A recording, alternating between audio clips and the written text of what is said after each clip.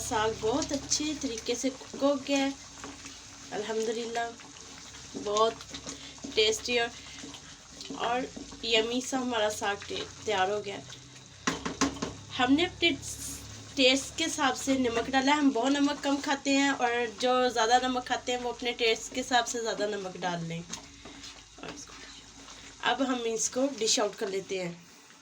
हमने dish out कर लिया। इसके ऊपर थोड़ा सा धनिया गार्निश कर देते हैं।